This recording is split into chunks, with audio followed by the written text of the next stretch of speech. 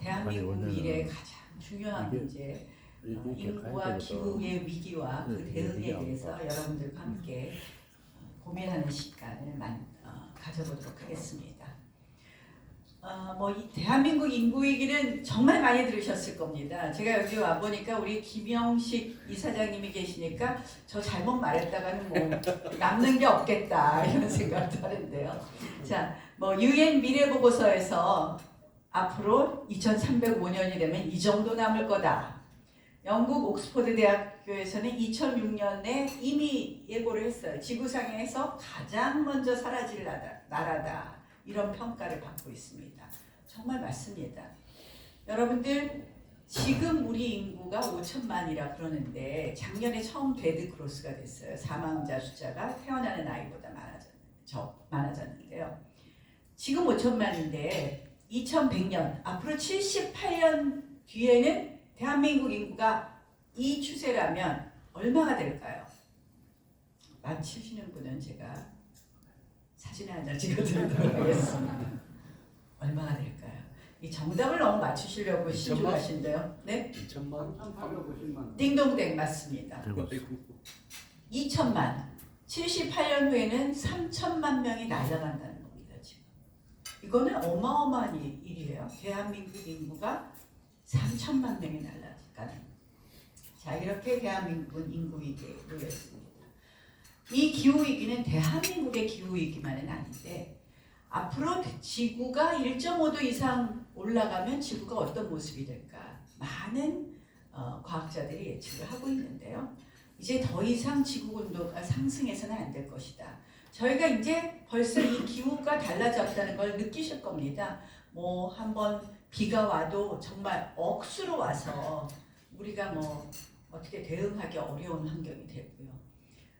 더워도 억수로 덥고 또 추워도 억수로 춥고 또 지금 사과는 영주 사과가 흔하지 않다. 이제 철원에서 사과가 나온다. 좀 있으면 영주 귤이 유명하지 않을까 그런 정도로 기후가 바뀌고 있다는 걸 우리가 체감하고 있습니다. 이 기후 위기에도 우리가 어떻게 대응하느냐 저는 생존의 문제라고 생각을 합니다. 그런데 저는 이 위기를 우리가 걱정만 할 것이 아니라 어떻게 대응을 하느냐에 따라서 위기를 기회로 만들 수 있다. 인구가 이렇게 우리는 이제 변할 수밖에 없고 물론 이것을 우리가 어떻게든지 조금 바꾸려고 노력을 하겠지만 이러한 변화되는 인구 구조에 대해서 어떻게 대응을 할 것이냐에 따라서는 우리가 그걸 기회로 만들 수 있고 이 기후위기도 단순히 생존의 문제, 사느냐 죽느냐 살거리의 문제만이 아니라 이걸 잘하면 미래 먹거리가 나온다. 그런 말씀을 드리고 싶습니다. 먼저 인구에 대해서 말씀을 드리겠습니다. 이 OECD 합계 출산율인데요. 쭉 봐보세요. 대한민국 38번째입니다. 합계 출산율 둘이 만나서 평생 한 명도 안 낳고 0.81이라고 그러는데 올해는 0.76일 거다 이렇게 예상이 되고 있습니다.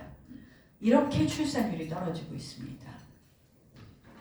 그런데요, 왜 우리 대한민국의 인구는 이렇게 출산율이 떨어졌나? 이 시대별 표어를 한번 보십시오.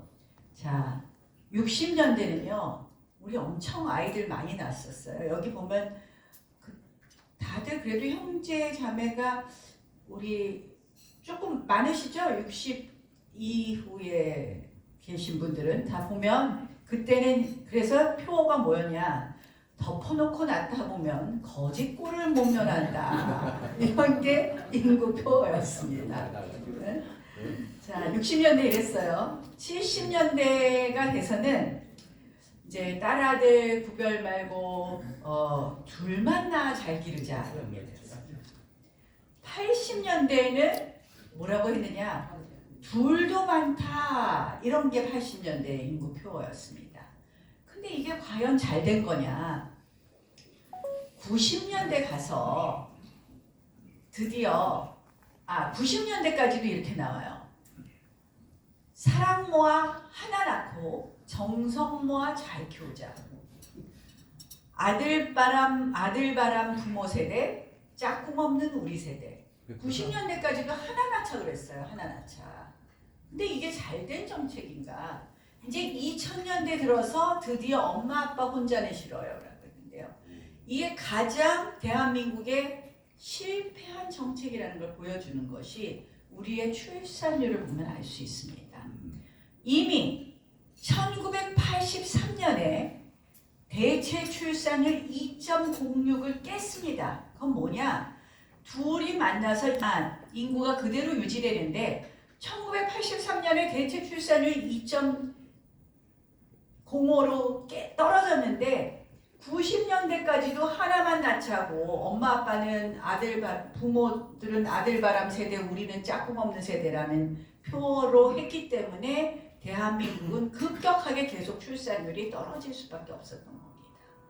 그리고 나서 이제 이렇게 그때 한번 이미 2.06이 되고 그리고 2000년대 가서 초저출산은 1.31을 기준으로 하는데요. 이 초저출산 시대가 2001년부터 계속되면서 이제는 정말 극저출산 시대로 들어갔습니다. 근데 여기서 잘 보면요. 인구가 지금 2000년까지는 그래도 60만 명이 태어났는데 2000년 이후에는 40만 명으로 가파르게 내려가 버립니다. 그리고 나서는 30만 명 태어나는 그 시기는 오직 3년 있었고요. 다 20만 명 태어납니다. 이제는. 자, 이제는요. 아무리 아이를 많이 낳아도 부모가 될 아이들이 사람이 적기 때문에 우리 인구가 줄어들 수밖에 없는 것이 지금 인구의 구조가 이렇게 됐다는 걸 보여줍니다. 자, 급격한 이제 출생 인구가 감소한 것을 쭉 아까 설명드린 겁니다. 대한민국의 인구 구조는 2100년이 되면 이제 65세 이상이 절반 정도 차지하게 되는데요. 이미 지금 우리가 그런 말씀 들으셨을 겁니다. 고령화 사회, 고령 사회, 초고령 사회. 고령화 사회라는 거는 인구의 7%가 65세 이상. 그리고 고령 사회는 인구의 14%.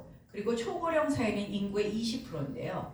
이제 얼마 전까지만 해도 2026년에 인구의 20%가 65세 이상인 초고령 사회가 된다고 했는데 지금 2025년으로 예측이 당겨지고 있습니다.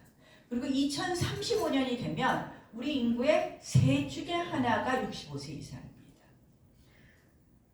자, 인구 피라미드 아까 말씀드린 것처럼 지금은 60년대는 이렇게 아이들이 많았죠. 이제 자, 2020년이 되니까 그래도 이렇게 중간 되는데 2070년이 되면 65세 이상이 훨씬 많아지는 겁니다. 이런 인구 피라미드가 되는 거예요. 자, 이렇게 우리의 인구 문제가 이제 정말 심각하다는 것을 느끼고 우리가 저출산 고령사회위원회를 2005년에 출범을 시켰습니다. 이 법을 이제 만들고 출범을 했는데요. 그래서 뭐 이렇게 이제 위원회가 있는데요. 그래서 1차, 2차, 3차 이런 기본 계획도 만들고 뭐 1차는 뭐 저출산 극복을 위한 단초를 마련한다. 2차는 이제 책임 보육, 임신, 출산 뭐 이런 걸 이제 쭉 했어요. 이렇게 정말 열심히 했어요, 국가가. 근데도 바뀌어진 게 하나도 없어요.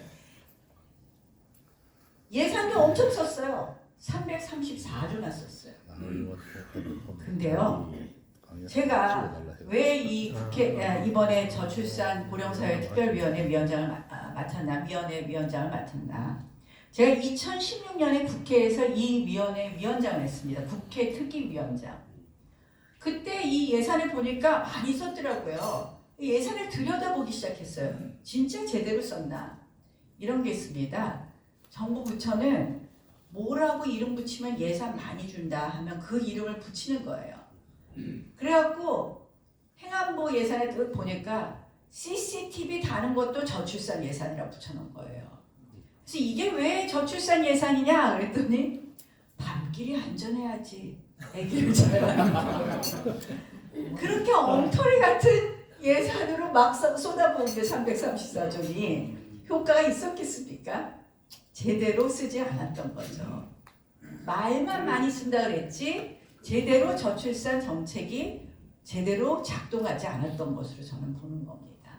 그리고 사실은 그동안의 재정 투입 규모는 저출산을 극복하는 데 한 60%, 고령사회에 관한 것은 한 40% 정도 썼었습니다. 근데 지금 이제 이게 효과가 없다라는 것이 이제 지금의 출산율이 보여주는데요. 그러나 우리가 지금 이제 정말 아무것도 안 한 거야라고 말씀들 하실 수도 있지만 사실은 또 수많은 노력을 했습니다. 제가요 판사 처음 인간하러 갔을 때요. 그때는 출산휴가가 60일이었습니다. 근데 대법관님들이 면접을 하는데 이런 말씀하시는 거예요. 남자 판사들이 여자 판사를 싫어하는 거 알지? 질문이 이런 거예요. 출산휴가가 60일이지만 60일을 다 쓰면 안 되는 거 알지? 그래서 저희가 그때 처음으로 여자 판사들이 5명이 면접을 봤는데 갑자기 막 화를 내시면서 그 80명 중에 5명인데요. 올해는 왜 이렇게 여자 판사들이 많은 거야? 그런 세대를, 그런 시대를 거쳐왔는데요. 지금은요, 출산휴가가 90일, 육아휴직도 3년, 이제 많은 제도가 도입됐습니다. 국공립 어린이집도 늘어나고요. 또 아동 수당도 주고 많이 좋아졌어요. 사실 남자의 육아휴직도 이제 가능하게 했고요. 그건 꿈도 못 꿨던 거잖아요. 그리고 실제 남자의 육아휴직 사용률도 22.7%로 늘어나기도 했습니다. 그러나 아직도 갈 길이 멀다. 제가 얼마 전에 5쌍둥이 낳은 5쌍둥이가 34년 만에 대한민국에 태어났답니다. 그 집에 찾아갔어요. 그 5쌍둥이의 부모는 대위 부부였습니다. 아빠 엄마가 다 군인 학사장교 출신의 대위였는데요. 그들이 하는 말씀이 육아휴직을 하고 싶어도 눈치가 보여서 못한다. 그리고 육아휴직을 하고 싶어도 육아휴직을 한 번 하고 나면 쭉 밀리는 거죠. 승진, 호봉 이런 게. 그래서 하기 어렵다는 얘기를 합니다. 그래서 과연 이런 부분에 있어서 불이익을 받지 않게 해줘야 될 정말 세심한 정책이 지금은 이제 들어가야 되겠구나. 그리고 본인들이 이제 이렇게 육아휴직을 몇 달 쓰고 이러면 다른 사람이 대체 근로를 하고 그러면 대리 근무를 하고 그 근무에 대해서 수당을 주는데 대리 근무 수당이 20만 원이에요. 저희가 미안해서 못합니다. 동료들한테. 그런 이야기를 하더라고요. 그래서 이런 걸 현실화해야 되겠다. 자, 연령별로 보면 부모가 이제 남자들은 한 35세부터 39세 때 많이 쓰고 엄마는 39.8세부터 30부터 35세에 더 많이 쓰는데요. 잘 보면 여기서 이 기업체 규모별로 쓰는 비율이 다릅니다. 아직도 4명 이하의 작은 사업장에서는 육아휴직을 쓰지 못하고 있습니다. 물어보면 이유는 또 사업장을 운영하시는 측에서는 이들을 대신할 인력을 구할 수 없다라고 이야기합니다. 그래서 과연 이걸 어떻게 해결해 드려야 될까? 저는 육아휴직에 대해서는 앞으로 육아휴직을 하면 고용공단에서 월급은 나갑니다. 근데 그게 아니라 육아휴직을 보내는 그 직원이 많으면 오히려 좀 인센티브를 주거나 감세를 좀 해주거나 이런 세금 감면 혜택을 해주거나 해서 육아휴직을 좀 장려할 수 있는 그런 분위기를 만들어야 되는 것 아닌가. 그래서 저는 요새 이제 생각하는 게 큰 틀에서 이제 3가지를 해야 되겠다고 생각을 했습니다. 하나는 그동안의 정책을 점검하면서 그 정책에 사각지대가 없나. 사각지대의 대표적인 것이 전 돌봄이라고 보는데요. 얼마 전에 우리가 초등학교 5세 입학 때문에 난리가 났었습니다. 기억하시죠? 교육부 장관 금방 그만뒀는데요. 그게 5세 입학을 왜 이렇게 부모들이 반대했느냐?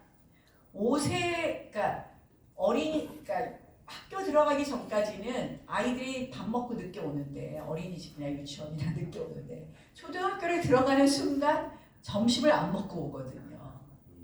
그래서 정말 이런 돌봄의 사각지대를 없애는 것, 그런 것처럼 정책의 사각지대와 정책의 효율성을 따져야 되는 것 하나. 또 하나, 그동안의 저출산 대책이 정말 잡다하게 있으면서 우리가 많이 좀 아이를 키우는 게 조금은 좋아졌다고 하지만 지금 조사해 보면 60% 이상이 결혼 안 하는 것이 좋다고 그러고, 또 실질적으로 왜 아이를 안 낳냐 그러면 돈이 없어서가라고 답이 나오는데, 거기에 사유를 잘 보면 여성들은 첫 번째가 자아실현, 두 번째가 교육비, 남자들은 첫 번째가 주택, 두 번째가 교육비입니다. 이런 부분에 대해서 획기적으로 만들어줄 정책은 없느냐, 그거를 전 개발해야 된다고 생각하고, 세 번째로는 인식의 전환이라고 생각합니다. 지금은 트렌드예요. 아이 안 낳고 결혼 안 하고 혼자 사는 게 멋있어 보이고 그것이 더 행복해 보이는 게 트렌드가 되버렸는데, 아이 낳고 사는 것이 행복한 것이라는 트렌드를 만들어주는 것, 그 사회인식의 변화, 이 저는 세 가지를 해야 된다고 생각을 합니다. 이 마지막은 저희 정부 차원에서, 위원회 차원에서만 할 수 있는 것이 아니라 민간이 같이 하고 종교단체 같이 하고 언론이 같이 해야 된다. 그래서 제가 얘기하다 텔레비전 프로그램 하나 얘기했어요. 근데 그게 MBC인지 몰랐는데 MBC 프로그램 저격했다고 엊그저께 기사가 엄청 많이 나왔고요. 나 혼자 산다라는 프로그램이 있습니다. 혼자 사는 게 엄청 멋있는 그런 예능 프로그램이라 해서 저도 한두 번은 봤었거든요. 그래서 이런 프로그램은 정말 저출산을 극복하는 데 도움이 안 된다. 그렇게 얘기했더니 누가 이제 다음에 그럼 좋은 프로그램을 말해라 하면서, 돌아온 슈퍼맨? 그게 아이 낳고 행복하게 사는 거라고 앞으로는 그걸 좀 홍보해 볼까 하고요. 고령 사회에 대해서는 꽃보다 할배를 좀 홍보해 볼까 그런 생각 중입니다. 어쨌든 이제 저출산 문제가 그렇게 정말 심각하게 진행이 되고 있고요. 또 하나는 역시 아까 설명드린 대로 급격한 고령화가 진행되고 있습니다. 고령 인구의 비중이 이제 급격하게 늘어날 것으로, 지금 이제 2022년에 7.3%가 얼마나 빨리 늘어나는지를 이제 보실 수 있고요. 거기에 또 우리가 중요한 문제는 속도가 너무 빠르다는 겁니다. 속도가. 한번 비교해 보십시오. 한국이 초고령 사회를 가는데 2000년부터 해서 25년 만에 초고령 사회를 가는데, 독일하고 이탈리아, 미국을 보면 우리보다 훨씬 먼저 고령화 사회에 들어갔는데, 지금 독일이 초고령 사회로 가는데 77년이 걸렸거든요. 그러니까 이게 비교하지 못할 정도로 빨리 진행이 되고 있다. 이것이 저희한테 또 다른 큰 문제이다. 그럼 이렇게 고령 인구가 느는데 과연 어떻게 할 거냐? 고령 인구에 대한 대책은 세 가지라고 봅니다. 첫 번째, 일자리 경제 문제. 두 번째, 건강. 세 번째, 돌봄. 이 세 가지 문제인데요. 이제 저는 이 노동의 유연성, 그리고 정년 연장, 우리가 흔히 말하는 새로운 정부가 해야 될 세 가지 과제 중에, 개혁 중에 하나인 노동개혁도 이 고령사회 대비와도 저는 연관되는 문제이고 이걸 해야 된다. 물론 이제 연금개혁도 있지만요. 그래서 이 고령화가 이렇게 빨리 도달되고 있기 때문에 우리가 여기에 대한 대비도 해야 된다는 말씀을 드립니다. 인구 고령화 추계는 그냥 이렇게 참고하시고요. 그래서 앞으로 고령자 구성비도, 그런데 이제 고령자의 나이도 65세부터 70세, 75세부터 80세, 4세, 85세 이상을 봤을 때 2060년이 되면 85세 이상이 거의 30%를 차지한다는 거죠. 저희 이제 앞으로 평균 연령이 가장 높아질 나라로 많은 인구학자들이 예측하는 곳 1등이 대한민국입니다. 그만큼 우리나라는 더 오래오래 사실 텐데요. 거기서 또 중요한 것이 건강 연령은 상당히 갭이 있다. 그래서 지금 평균 연령과 건강 연령을 보면 17년 차이가 납니다. 그러니까 오래는 사는데 건강하게 오래 사는 나이, 건강하지 않게 오래 사는 나이가 17년이나 되는 거예요. 그래서 지금 대한민국 의료비의 43%가 노인 의료비로 쓰이고 있습니다. 그래서 이러한 부분에 대해서 우리가 대비하고 준비하고 바꿔가지 않으면 대한민국은 경쟁력이 없어질 거다라는 이야기를 드립니다. 이제 뭐 노인 빈곤의 심각성은 OECD 국가 중에서 우리나라가 노인 빈곤율이 제일 높습니다. 그래서 아까 기대 영양과 건강을 말씀을 드렸고요. 그리고 작년에 우리는 이제 데드 크로스, 사망자 숫자가 출생자 숫자보다 많아졌습니다. 저는 근데 왜 지금 이것을 꼭 해야 되느냐, 여기에 대해서 대비하고 우리가 저출산은 완화하고 그리고 고령화라든지 이러한 부분에 대해서 적응하고 새로운 기획 정책을 펴야 되는 마지막 골든타임이라고 하는 거는, 자 이제 1994년생이 28세가 되면서 부모 세대가 됩니다. 제가 아까 말씀드렸죠. 2000년대부터 이제 인구가 급격하게 떨어져서 1990년대까지만 해도 60만 명 태어나던 인구가 40만 명으로 줄어든다.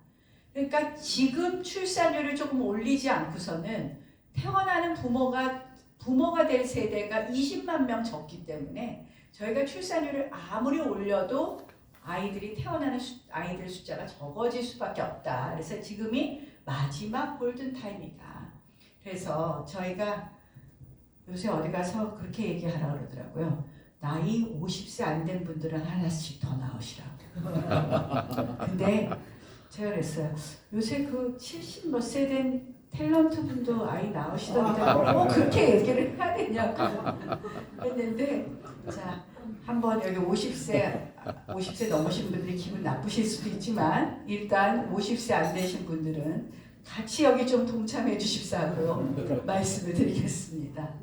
자, 그래서 제가 드리는 말씀은 새 정부의 인구 정책은 이 저출산에 대해서 완화하고, 그다음에 이미 이런 시대로 접어든 것에 대해서 우리가 이제는 저출산 고령 사회를 극복만 할 것이 아니라 여기에 적응하고 여기에 맞는 기획을 해야 된다. 무엇을 해야 되느냐? 인구가 줄어들기 때문에요. 저희가 다시 검토해야 될 정책이 너무 많습니다. 예컨대 국방만 해도 병역 자원이 줄어듭니다. 그러면 뭐 예전 우리 60만 대군은 없어진 지 오래됐고요. 어떻게 적정 군 병력을 유지할 것이냐. 그리고 그러면 우리의 무기 체계는 어떻게 바뀌어야 되느냐. 제가 얼마 전에 그 K 방산 엑스포를 갔다 왔는데요. 방산 엑스포의 가장 중요한 두 가지 흐름이 하나가 무인화, 그리고 또 하나가 하이브리드였습니다. 그러니까 에너지원을 이제 전기나 수소하고 하이브리드화하는 겁니다. 방산도 지금 그렇게 바뀌고 있습니다. 또 하나는 이제는 예민한 이야기를 제가 아까 그랬잖아요. 이제는 획기적인 정책 변환이 있어야 된다. 그냥 출산율을 좀 높이자 해서 안 되는 이민의 문제를 이제는 우리가 꺼내고 논의해야 되겠다. 그리고 여기는 안 썼지만 과연 아까 여기 테이블에서 말씀들 나눴는데요. 과연 모두들 지금 예전처럼 똑같은 형태의 결혼하고 아이를 낳는 것만이 행복한 거냐, 그런 식으로만 젊은 세대가 인식을 하느냐. 다양한 형태의 결혼, 여기서 말씀드리는 것은 프랑스가 1968년에 등록동거원이라는 제도를 도입하고선 출산율을 높였습니다. 프랑스가 저출산을 극복하는데 가장 기여한 제도로 등록동거원을 이야기합니다. 근데 제가 이 이야기를 2016년에 특위위원장 하면서 했더니요, 안동 출신 국회의원이 저한테 그러더라고요. 정치 그만하려면 그런 거 이슈하라고. 근데 아마 그 사이에 좀 바뀐 것 같아요. 왜냐면 이제는 너무 심각하다고 생각을 하고, 그러니까 뭐 등록동거원과 법률원의 차이는 계약이냐 혼인이냐, 그래서 위자료가 없냐 있냐고, 나머지 혜택은 다 똑같이 주는 겁니다. 근데 저는 꼭 뭐 이제 등록동보험 부분도 저희가 조금 더 논의를 해봐야 되겠지만 그런 거 아니더라도 아이들이 어떤 형태로 태어나도 태어난 아이들은 차별받지 않게 하겠다. 그러니까 혜택을 똑같이 주자. 예컨대 우리나라가 지금 낙태 건수가 아직도 많거든요. 그래서 저는 미혼모에서 태어난 아이도 혜택을 똑같이 받고 어떤 형태로 또 동거한 사실혼 관계에 있는 부부들 사이에서 태어난 아이들도 똑같은 혜택, 그러니까 뭐 세금이나 여러 가지 수당이나 이런 부분에서 있어서 똑같이 하게 하는 그런 제도를 좀 더 보완을 하자. 그거를 좀 생각을 하고 있고요. 또 이제 아까 말씀드린 이민의 문제가 있고, 그리고 이제 획기적인 제도로 이건 한번 여기서도 서베이를 해보려는데요. 돈이 없어서 못한다는 게 핵심이 있는 겁니다. 근데 맨날 무슨 기저귀값 한 달에 얼마 들여요, 무슨 뭐 우유값 얼마 들여요, 이걸로는 잘 안 될 것 같은 거예요. 근데 지금 36세부터 40세 산모 숫자가요, 26세부터 30세 산모 숫자보다 더 많습니다. 그리고 그 산모의 평균 연령이 33.4세입니다. 그러다 보니까 둘째를 낳지를 못해요. 그러니까 뭐 일자리를 얻고 주택이 좀 있어야 되고 그렇게 안정돼서 결혼을 하려면 늦어지는 거예요, 요새 젊은 친구들이. 헝가리가 2019년에 어떤 제도를 도입했냐면 둘이 와서 결혼을 하겠다 그러면 5천만 원을 구워줍니다, 나라에서. 장기 저리로. 그런데 아이를 하나 낳으면 이자를 면제해주고요.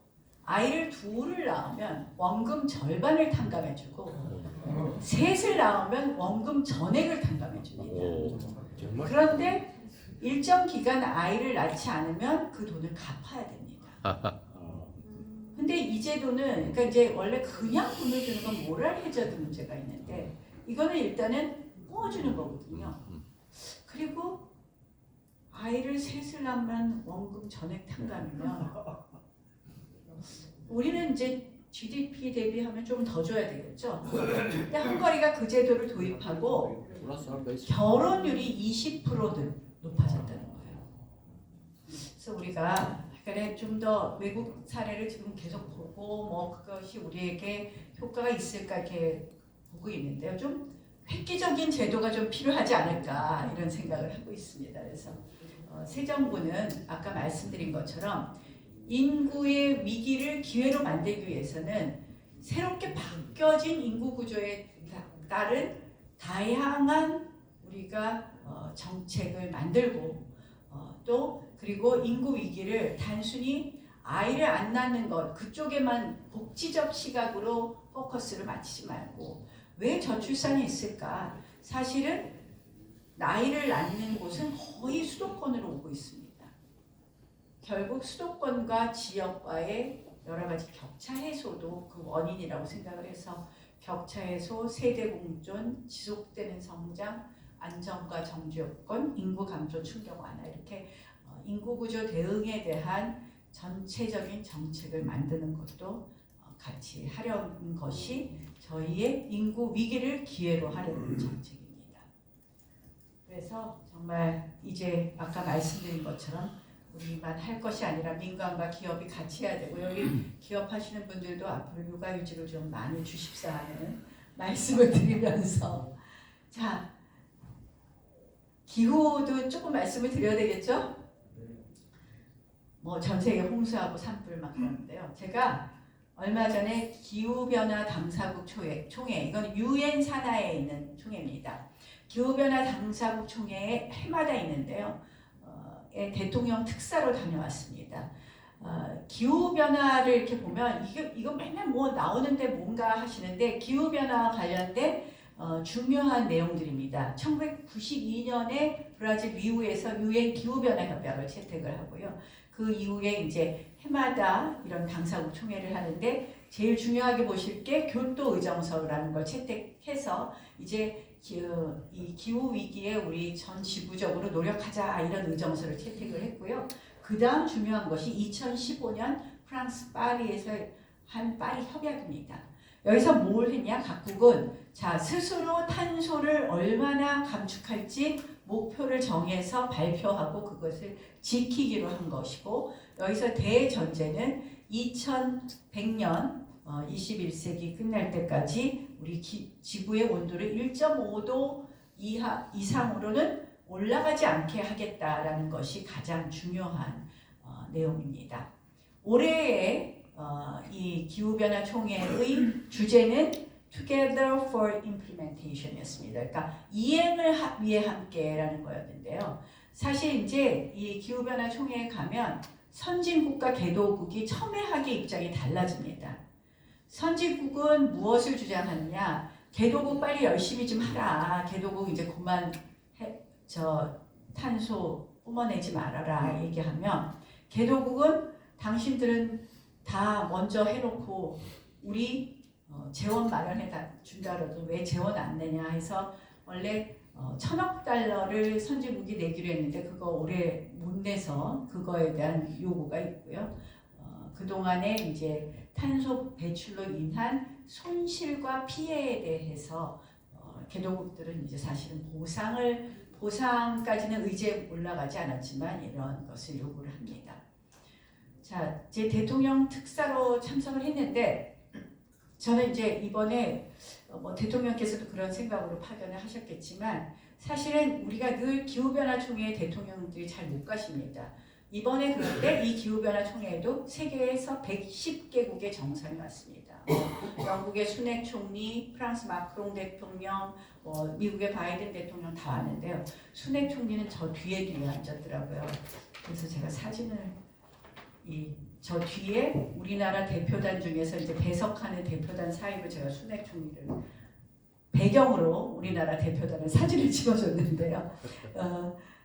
하여간에 각국의 정상들이 오는데 대한민국만 정상이 잘 못 가게 돼 있는 게 얼마 전에 대통령 지금 아세안 회의, G20 그리고 이제 지금은 또 APEC 이렇게 회의가 있는데 이게 다 비슷한 시기에 하는 거예요. 그러니까 늘 대통령들이 잘 못 가십니다.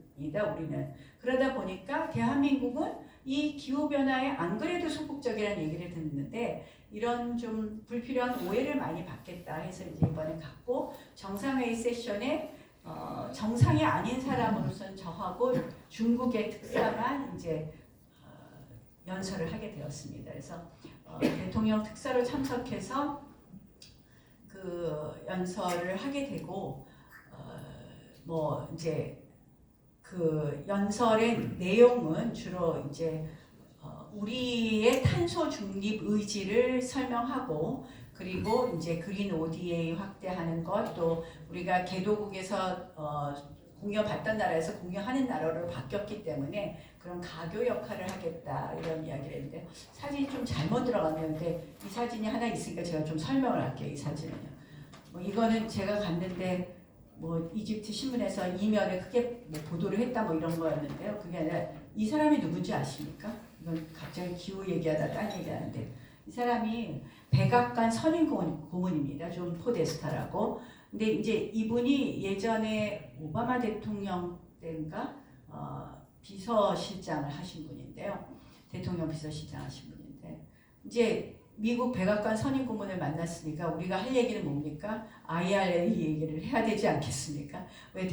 이제 그래서 그 인플레이션 감축법에 대해서 얘기를 하는데 이제 이분도 미국 입장을 한참 얘기하시죠. 이게 중장기적으로 좋고 그래서 저도 그래서 한참 얘기하다가 아니 우리는 한미동맹을 누구보다 더 중요하게 생각하지만 대한민국 사람들이 제일 싫어하는 게 차별받는다고 느끼는 거다. 이거 차별받는다고 느끼면 우리는 어쩔 수 없다. 국민들 생각 따라가야 된다 하고 얘기했더니 사진 찍고 일어나면서 저한테 나도 되게 직선적인데 너도 진짜 직선적입니다. 그래서 막 웃고 끝났어요. 그래서 사실은 의사가 잘 전달됐고요. IRA 법은 조금은 좀 얼마 전에 바이든 대통령도 저희 대통령한테 말씀하셨지만 조금은 정리가 될 것 같습니다. 어쨌든 오늘 드리고 싶은 말씀은 여기 아까 조선 해운 이쪽에도 관련된 분들이 많이 계시던데요. 기후와 관련돼서 드리고 싶은 말씀은 이게 위기이자 기회이고 이거는 생존의 문제뿐만 아니라 먹거리의 문제라는 얘기입니다. 저는 계속해서 우리가 사실은 문재인 대통령이 너무 과도하게 탄소 중립 약속을 했어요. 무슨 약속을 했냐? 2018년 대비 2030년에 40%를 줄이겠다고 약속을 하셨어요. 작년에. 아무런 밑도 끝도 없이 아무런 근거 없이. 근데 40%를 줄이려면요. 우리가 굉장히 이거는 도전적인 과제예요. 근데 이건 국제사회에 이미 약속을 하고 가신 거거든요. 그래도 윤석열 대통령이 이거 받겠다 하고 약속을 하셨습니다. 그러면 무엇을 해야 되느냐? 가장 중요한 것이 에너지 트랜지션입니다. 에너지를 우리가 화석연료를 줄여야 되고 신재생을 늘리고 해야 되는데 그동안은 원전은 일종의 그린 에너지로 인정을 안 하다가 이제는 그린 에너지로 일부 인정을 합니다. 그래서 우리는 원전과 신재생을 섞어야 되는데 대한민국은 신재생이 안 되는 나라예요. 잘 아시다시피 태양광 정말 좀 진정 좋은 의미로 신재생을 지난 문재인 정권 5년 동안 했으면 좋았을 텐데 되지도 않는 태양광에다 돈은 쏟아붓고 그거는 전부 이권 사업이 되고 말았습니다. 아마 하나하나 수사하면 나올 게 많을 것 같습니다. 그래서 우리가 지금 신재생이 6%밖에 안 되는데 이거를 원래는 한 30%까지 올리라고 되는데 어렵고요. 저희가 이제 풍력에 조금 의존해야 되는데 풍력하면 여기 또 임 회장님이 어업권하고 또 충돌이 됩니다. 그래서 이런 우리는 탄소 중립을 갈 수밖에 없고 그걸 해야 되는데 왜 해야 되느냐? 왜 이게 먹거리냐? 전 세계가 다 이걸 하고 있어요. 그러면서 이걸 다 강요하고 있어요. 너희 나라 이걸 해라. 이걸 하자. 그런데 그런 과정에서 뭐가 생기느냐? 소위 녹색 기술이 생깁니다. 이 탄소를 적게 쓰고 탄소를 배출하지 않는 녹색 기술을 어느 나라가 빨리 개발을 해서 우리가 어느 분야에서는 선도하는 국가야. 그것이 바로 미래 먹거리가 되고 미래 산업이 되기 때문에 저는 이 기후변화 문제에 대해서 야 탄소 중립 목표가 너무 높은데 이걸 해야 될까 아니라 우리도 빨리 가야 된다. 그런 면에서 이번에 대한민국이 결정한 것은 빨리 가는 영역을 한 두 개를 정했어요. 녹색 해운하고 산림입니다. 뭐냐? 녹색 해운은 여기 존 케리 국무장관 했던 존 케리가 나오시는데 부산항과 미국 서부의 시애틀 밑에 있는 타코마항과 이 MOU를 맺어서요. 부산항부터 타코마항까지에 가는 선박은 저탄소, 무탄소 선박으로 이제 운항하겠다고 약속을 하는 겁니다. 그린 녹색 항로를 약속을 했고요. 녹색 해운을 위한 여러 가지 우리가 약속을 하는 건데 이런 이니셔티브에 들어가고 그리고 아까 말씀드린 것처럼 산림 이니셔티브에 들어가고 그리고 이제 아까 말씀드린 것처럼 우리 탄소 중립 의지를 밝히고 그린 오디오에 확충하는 걸 얘기를 하는 게 이제 이번의 핵심인데요. 그래서 녹색 해운에 들어가기로 약속을 했고 슐츠 총리가 한 기후 클럽 고위급 행사에도 이제 참여해서 약속을 했고 산림기후 정상회의에도 참여를 했는데요. 여기서 이제 왜 우리가 산림은 중요하냐면 산림이 아마존에서 탄소가 배출될까요? 탄소가 흡수될까요? 흡수될 것 같으시죠? 아닙니다. 아마존이 지금 황폐화가 돼갖고요. 아마존이 해마다 탄소를 무지무지하게 배출하고 있어요. 그래서 지금 그래도 탄소를 흡수하는 쪽은 아프리카 쪽 산림입니다. 가봉이라든지 이런 나라가. 우리는 산림을 복구한 기술이 뛰어난 나라입니다. 기억하시잖아요. 옛날에 민둥산, 벌거숭이산이다 우리가 산에 나무를 심자 해서 어쨌든 지금 전 국토의 67%가 산림입니다. 그래서 산림 복구의 기술과 산림을 보존하는 기술을 이전하는 것, 이 두 가지 이니셔티브에 이제 우리가 들어가기 때문에 여러분들이 이런 기술에 혹시 관련된 게 있다면 빠르게 움직이시는 게 좋겠다. 에너지 문제, 그리고 아까 말씀드린 해운 문제, 뭐 산림 관련된 것. 그리고 제가 이렇게 보면 유럽은요 플라스틱 그 순환에 제일 관심 많아요.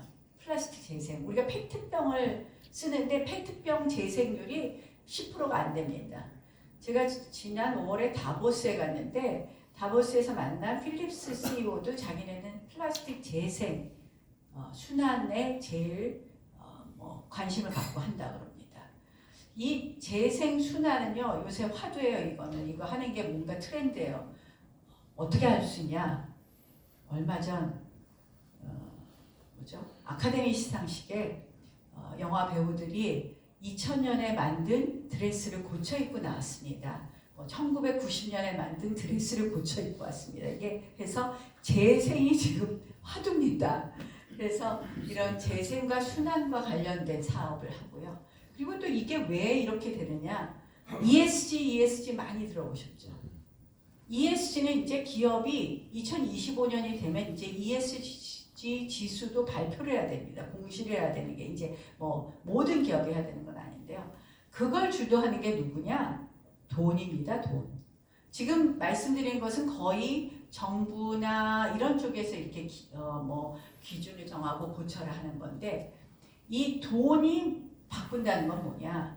여러분들 블랙락 회사 들어보셨죠? 블랙스톤에서 나와서 이 자본 규모가 미국, 일본 다음에 정부 예산만큼 되는 블랙락이라는 회사가 투자를 하면서 애플에 투자를 하면서 너희들 탄소를 이용해서 탄소를 원료로 한 에너지로 만든 부품은 공급받으면 안 돼 이런 걸 조건으로 만드는 겁니다. 그러니까 애플에다 그렇게 얘기를 하니까 삼성이 그것 때문에 바꿔야 되는 겁니다. 그게 지금 전 세계적으로 다 바뀌고 있어요. 정부가 바꾸고 돈이 바꾸고 있기 때문에 저희는 이 탄소 문제에 있어서 빨리 올라타야 된다는 말씀입니다.